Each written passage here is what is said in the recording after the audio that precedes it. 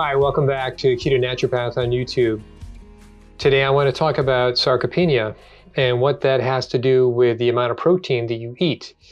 And it's a condition that is, I'll show you a few stats and statistics about it, but you could arguably say it's 50% of the population in the United States right now in 2020. And it probably got worse because of COVID. But it's a situation that's not just about old people. And I want to convince you of that. And not only that, I want to convince you about how to take care of it. If not for yourself, then for your parents and for your grandparents, or for the little lady that lives around the street, lives around the corner. Okay, let's get started. So sarcopenia is technically defined as age-related muscle mass decline or loss or atrophy, any of those things. It's also age-related strength decline or loss or atrophy. They're pretty much the same thing. You can argue within a few percentage points that there's a difference, and it's not enough for me to talk about. But basically, it's the loss of muscle mass. It's a weakness. And it's not so much, heck, I've fallen and I can't get up. It's immune, it's brain, it's bone, and we'll explore some of that today. So let's get started. So the first thing is, and you've seen various pictures that I've showed you before on this, it's muscle mass decline. And some people don't look like they're under-muscled. How do you see somebody who's under-muscled? You don't really. It's pretty much impossible. We all dress pretty similarly. But basically, people who are under-muscled and look normal are TOFI, thin on the outside and fat on the inside. And there's something you can do about that. Those who are muscled and don't have much fat are metabolically much better off by a long shot. So there is a big difference metabolically speaking, but there's not a big difference of just looking at them visually at a glance. Okay, some of the statistics.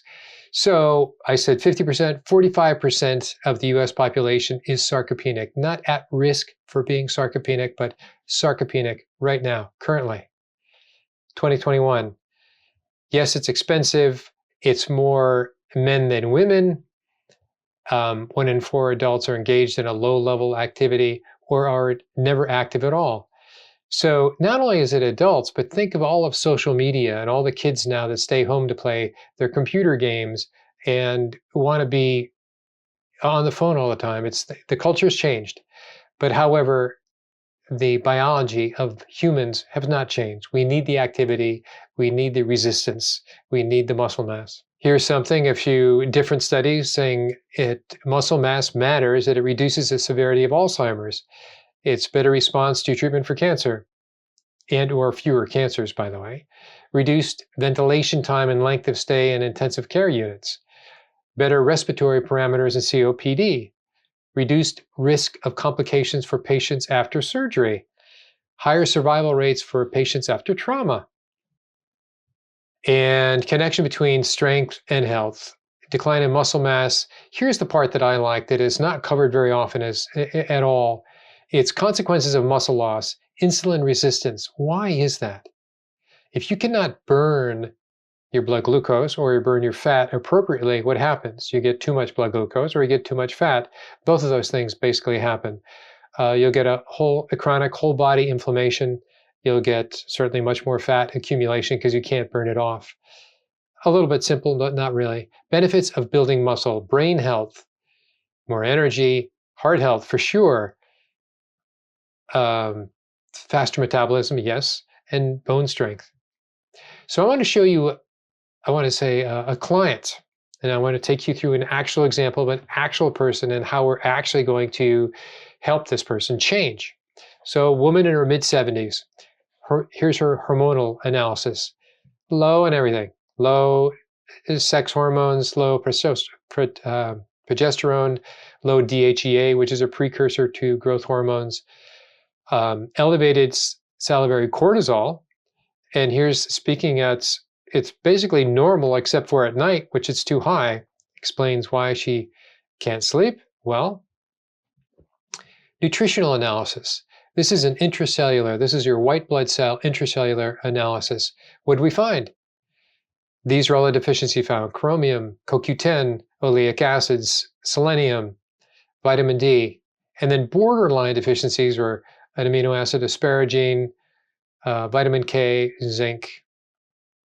We did a boatload of blood work, a long panel that I won't go over, but I tried to call out the most common out-of-range labs. And so they were, for her, we had outrageously high vitamin D, but didn't you just hear me talk about intercellular? She was deficient intercellularly. That's a complicated situation. Not everything that you can measure in serum actually reaches intracellular levels. As a problem for some people. And so you have to measure both. She was partially elevated for homocysteine, not hugely high. She had good blood glucose, 86. She outrageously high glucagon. And I know you've probably never had a doctor or knew a doctor who took glucagon on a regular basis and put it in the context of other labs.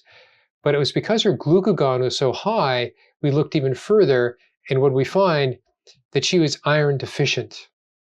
And so her adrenal glands that were consistently trying to were producing the glucagon to make blood sugar to her liver was a stress hormone. So that was speaking to the elevated glucose that we saw, elevated cortisol that we saw.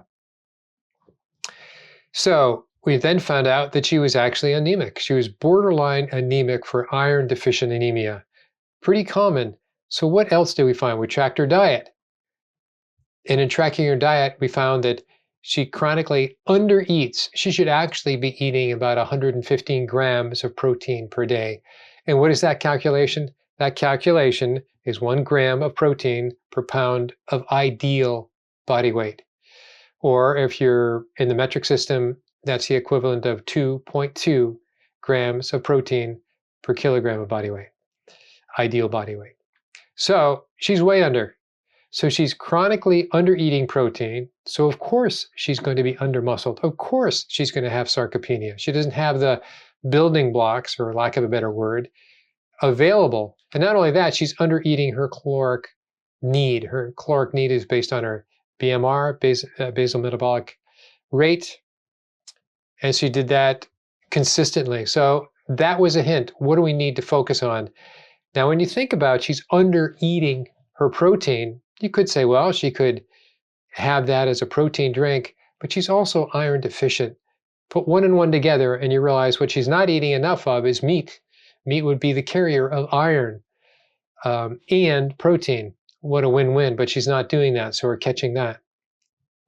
So now let's look at her blood glucose by her CGM, continual glucose monitor. We find that it's not bad, actually. It actually gets into hypoglycemia at times, especially when she's sleeping, which is interesting. 3 months later, we measure again. It's pretty much perfect. You know, people would kill for this particular blood glucose pattern. So that's not that much of an issue, but it has improved from what it was before. So what are the reasons for sarcopenia?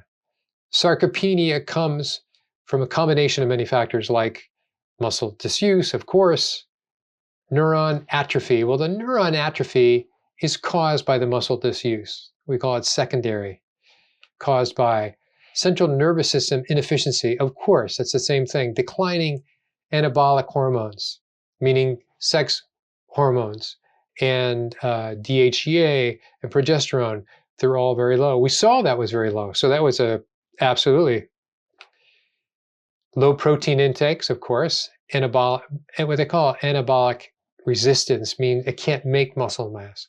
Well, it can't make muscle mass for a number of reasons, which we've looked at now.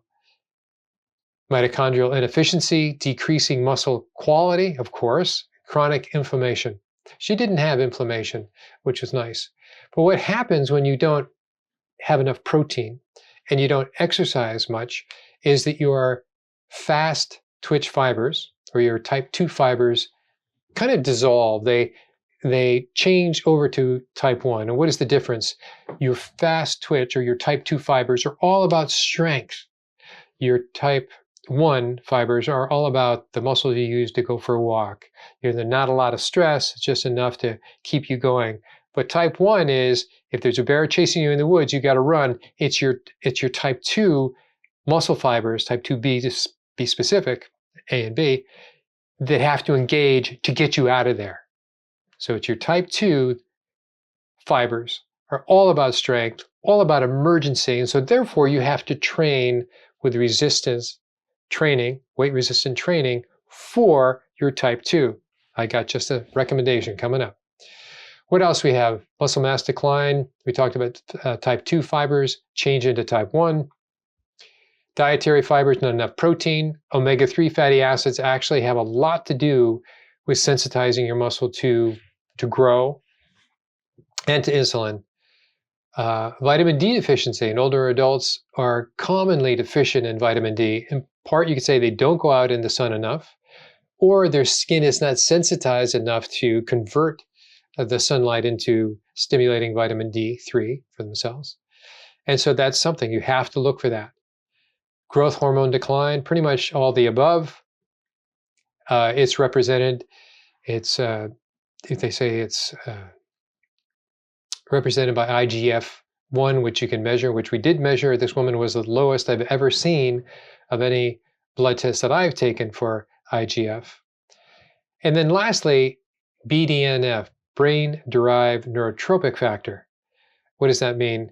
Well, your neurotropic factor is made kind of throughout the body, the liver, the kidney, muscles for sure, but mostly in the brain. About 75% is in the brain. Well, your production of wherever it comes from goes up greatly when you work out. If you don't work out, especially if you don't do high-intensity exercise, pushing yourself to have the type 2 fibers kick in, if you don't do that, your BDNF, brain-derived neurotropic factor, won't be sufficient, and it will start to decrease as everything else. And what happens when that decreases? Well, BDNF is actually responsible for the size of your hippocampus. And your hippocampus is the area of your brain, memory. So what happens is you don't work out, you don't get enough BDNF, you tend to lose your memory, especially as you get older. It's a contributing factor, but it's directly correlated. Isn't that amazing? BDNF also helps with angiogenesis, which is making new blood vessels, neuronogenesis. Remember we talked about neuronal decline? Well, this is the opposite of neuronal decline. You want to increase that? Get more BDNF, get more exercise, stimulate your own body's ability to produce that. What else? Synaptogenesis. It creates more synapses within those neurons, enhancing learning ability and memory and brain plasticity. So it's very, very important.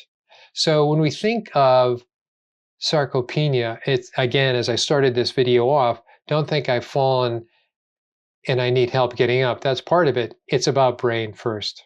I mentioned inflammation, and inflammation generally is from obesity, insulin resistance. It's secondary. It's caused by obesity and insulin resistance, pro-inflammatory cytokines. You've certainly heard that if you've paid attention to anything during the pandemic. Mitochondrial dysfunction goes without saying. Reactive oxygenated species all contribute to inflammation, and inflammation directly by all these different conditions will exacerbate and or cause sarcopenia. So it can happen at any age. Obviously, it happens for the older, longer period of time. This is just an illustration of an explanation of hormonal decline as a causative factor for sarcopenia. I think it is a secondary factor. It's not a causative factor. It is because of disuse and not enough protein primarily, and then vitamin D, and then not enough fish oil. It speaks to diet and speaks to being outside. But when those things are insufficient, your adrenal hormones are insufficient, your decrease in growth hormone happens, your decrease in thyroid T3 happens, decrease in IGF, a decrease in testosterone and sex hormones, et cetera, et cetera, et cetera. Okay, so what are we going to do about this? So the treatment for anabolic resistance, which means inability to make muscle mass, is to start off and let's have an appropriate amount of protein. We've talked about this before. It's based on your ideal body weight, 1 gram of protein per pound of ideal body weight. Look it up on a chart. These are charts that I made. They're not that secret. This woman happens to be 5.1, so she should be around 110 to 115 grams of protein per day. So you can see from what we looked at, right, on Chronometer, we looked at her diet, she was maybe eating a third of her protein. A third of her protein. What would you expect to happen? You eat a third of your required amount of protein, you're going to have a problem. So people go, well, how do you know how much is protein? Well, let's take a look at what has been recommended for protein. Here's what they call 0.8 grams per kilogram body weight is what is recommended. That's the low recommendation. If you eat less than that, you will start to digest yourself looking for more protein to keep up your muscle mass. You'd be starving at that point. So really the ideal is anywhere between 2.2 and 2.5. 2.2 grams of protein per kilogram of body weight is the same thing as saying 1 gram of protein per pound of body weight. You know the funny thing about that? My mother was a dietitian back in the 50s, 40s and 50s and early 60s. And when I was in high school, I asked her, well, how much protein should we have? She said 1 gram of protein per pound of body weight. And of course I dismissed that because I said, what does she know? She just mixed up grams and pounds and probably didn't even know. Well, it ends up, that's exactly right.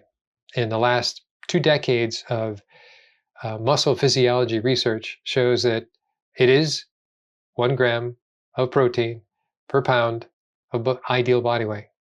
What do you know? But anyway, here's that chart. And so you can even see there's more room. So there's not this upper limit that you have to be so worried about it. All right. So the first thing is, this is how a normal person with sarcopenia looks. So if you want to say it's your parents or your grandparents or perhaps even you, is that you're breaking down your muscle more than breaking down your muscle more than you're building up on a daily basis. Each day you have a net loss. What's the first thing you can do? Well, the first thing you do is have the appropriate amount of protein. And what will that do? Well, now suddenly you're going to be increasing your synthesis of muscle mass. So MPS, muscle protein synthesis, will increase. Well, that's good. So now you've stopped the loss. What's the second thing we can do? Well, we're going to do appropriate exercise or introduce exercise. What kind of exercise? Well, first of all, let's think about muscle mass. So appropriate exercise, the strongest way to fight sarcopenia is to keep your muscles active. All types of exercise are beneficial, but some are much more effective than others. That's what we're going to look at. So muscle mass is like a fire pit. Size matters. Could you heat your home with a candle, or do you need a furnace? That's your muscle mass. So the amount of fuel that you can burn determines your capacity, your capability of your metabolic system, of your immune system, of your bone and your brain. It's key. It's key and absolutely. It's the capacity to burn fuel that determines the capability of what you can do metabolically. Okay, so let's get to it. The most preferred form, the most effective form of exercise to reverse sarcopenia, anabolic resistance, is slow, high-intensity resistant training. What is that? That's working with weights and doing it very slowly. It's not 3 sets of 10. It might even be 1 exercise. You can go so slowly. And it's going long enough that you can sustain for 30 seconds to 90 seconds. So from half a minute to a minute and a half until you get exhausted. So whether it's 1 press out there or a leg lift, whatever exercise, 1. And you just can't do it again, or you do 3 or 4, but it's never more than that. So it's slow, it's sustained, it's not at the top, it's not at the bottom, you never stop. It's total time underway. Total time underway. You don't go 1, 2, 1, 2. Not that at all. Okay, here's a picture of me doing high intensity exercise with my CGM on, continual glucose monitor, and I want to show you what that looks like. So this is my wife and myself do this. She's not in the picture. She's obviously taking the picture. But this was the results of the CGM that I was wearing. So you can see my glucose level before and after, and this is my high intensity training session. It went from roughly about 80 to 150. So what does that do? That suddenly for the next 48 hours, kicks up my growth hormones, kicks up my IGF, and now I'm in muscle protein synthesis, MPS. I'm burning more calories. So that shows me by my CGM that I am clearly have crossed the threshold. Here's the threshold of right here, the threshold. That's the thing about high intensity exercise. You need to get to the point that your adrenal glands kick in, and you feel like you are being chased by a saber-toothed tiger. It really gets to that point that you have to do this. So it's that threshold. You can see that threshold happen. This is my adrenal glands kicking in. The epinephrine, the norepinephrine, the cortisol, the glucagon, all of that kicks in to make sure there's enough sugar. So this is blood glucose, sugar to get to my muscle mass to equal the demand that I'm putting on it. Pretty good, huh? All right, now we put both of these together, the appropriate amount of protein and doing HIIT. What have you done? You've now increased your muscle protein synthesis and you've decreased your muscle protein breakdown. What an amazing difference. We can amp this up even higher. How can we do that? We take that amount of protein that we were supposed to have for the whole day, we break it up into 4 servings. So we don't eat more protein, we take that same amount of protein and we package it up or have it in the morning, late afternoon, and for dinner. And so it looks something like this. So now we've even amped it up higher. We're much more into protein synthesis and very little into protein breakdown. Pretty cool, huh? Okay, and then of course we check fish oil levels because omega-3 sensitize your muscle fibers to both insulin and muscle protein synthesis, and we check your vitamin D levels. That's it for now. I hope you got something out of it, but this is my approach to looking at sarcopenia, and I want to drive home how important protein is. Protein is the critical, and perhaps some people argue the only macro you need, but when I say that, I hate talking about things in terms of just macros. It has to be a whole food source of macro. This isn't protein powders. What you get in a whole food source of protein, you get the omega-3s and you get your protein. You even get some of your vitamin D. But it's not a 24/7 plan, but you just need to make sure you know how much protein you get and you have that each day, whether it's 4 meals a day or 1 meal a day. That's up to you. There's an advantage of having 4. Take care till next time. Bye-bye.